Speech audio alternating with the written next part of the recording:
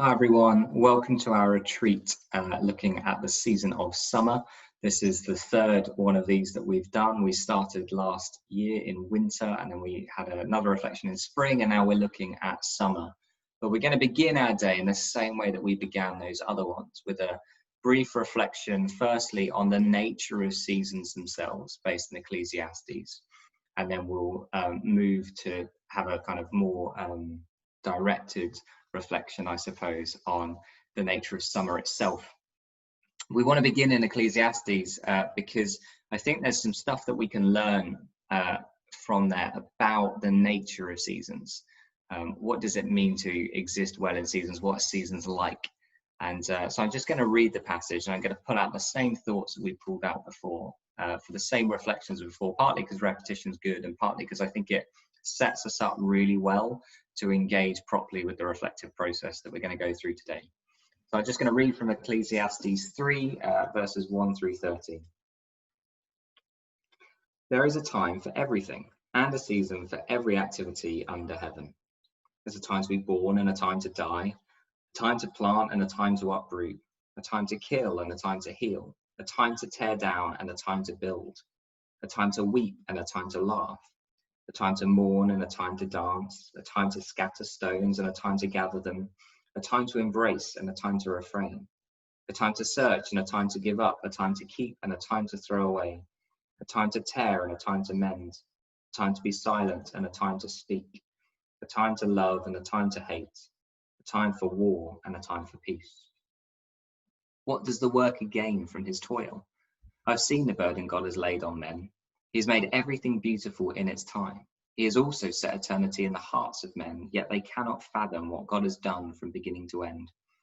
I know that there is nothing better for men than to be happy and do good while they live, that everyone may eat and drink and find satisfaction in all his toil. This is the gift of God. So you may have heard me say it before, and I'm going to say it again, but I guess when I used to read this passage, I kind of used to think that we were in control of when it was time. So I used to think that we were in control of when it was the right time to tear down and to build up. Like it was on us. We were the ones with the choice to make. And the more I've thought about this passage, the more I realize that that's really not what it's actually saying. So it talks about there being a season for everything.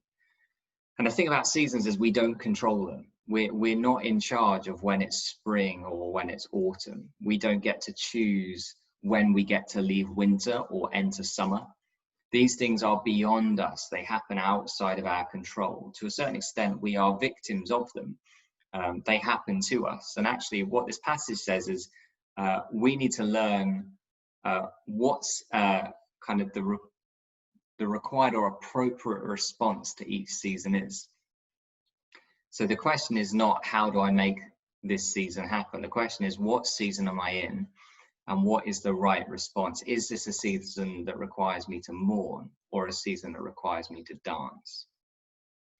And as we enter our day looking at summer, I wonder whether you just want to pause for a minute and take a moment to just open up your Bibles to Ecclesiastes 3 and have a look at the list of activities that we have there in verses 2 to 8 and have a think about which of these do I most naturally relate to summer? Which of these to me sound like summer activities? So just pause for a minute and have a look at those activities and consider that question.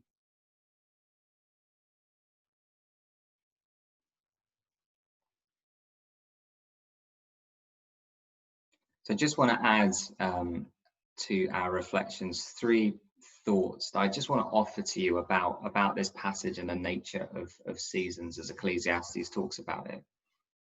The first is that I think the writer of Ecclesiastes regards all of these things as good.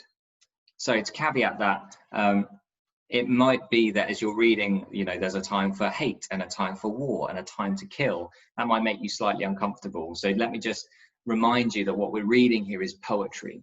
So it's a poetic device to kind of explore these binaries.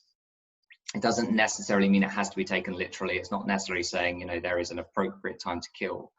What I think it does say very clearly in lots of little examples is that there is good in both devastation and reconstruction.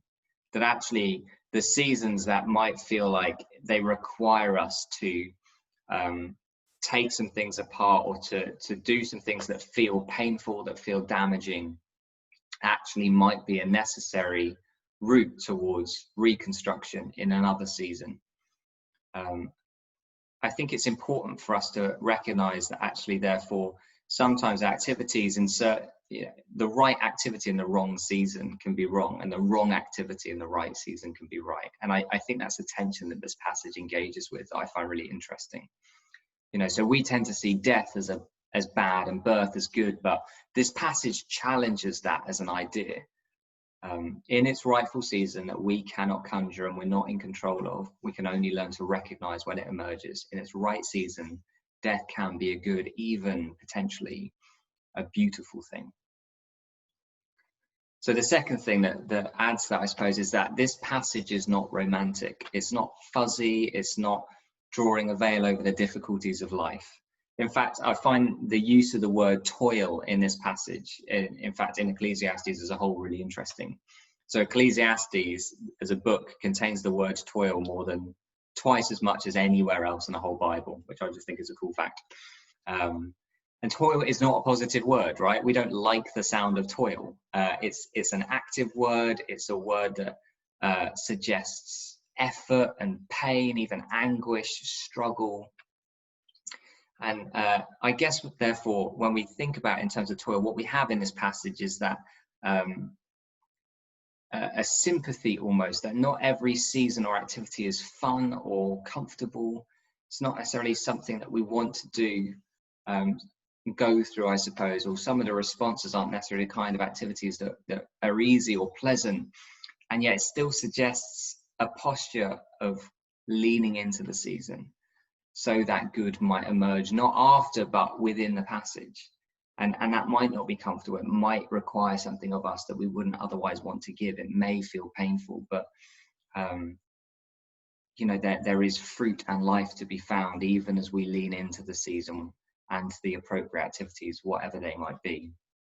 And thankfully, today we are looking at summer, which tends to be a happier season. But before we get there, before we get to the joy, I just want to make another quick point about seasons in Ecclesiastes itself, and that is in verse 13. We get this verse, that everyone may eat and drink and find satisfaction in all his toil. This is the gift of God.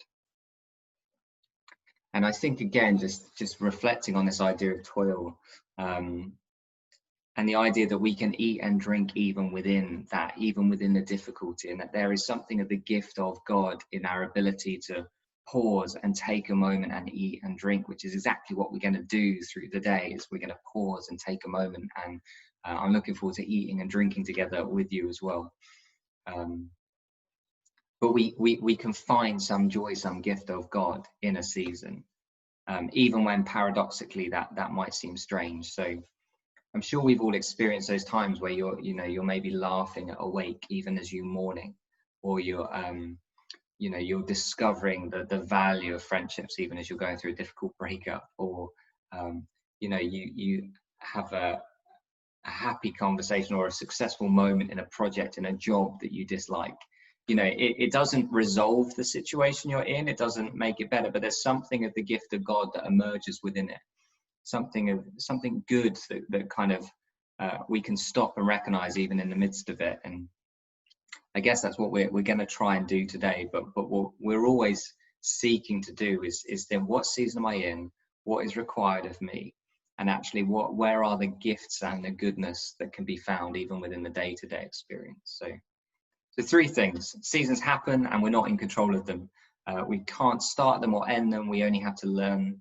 We can only learn how to live within them well, basically.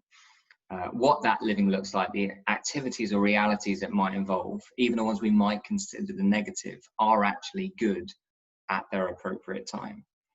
And thirdly, there are gifts that can be found within each and every season, in the midst of those things that might feel harder.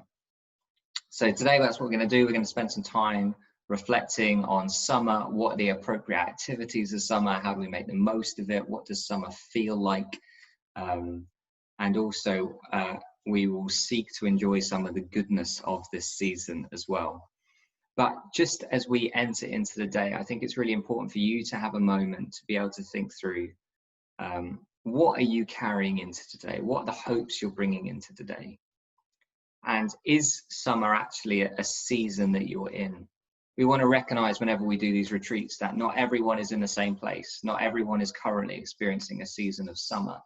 And so these days aren't about trying to force something, but they are about saying, okay, at some point I will be in a season of summer again.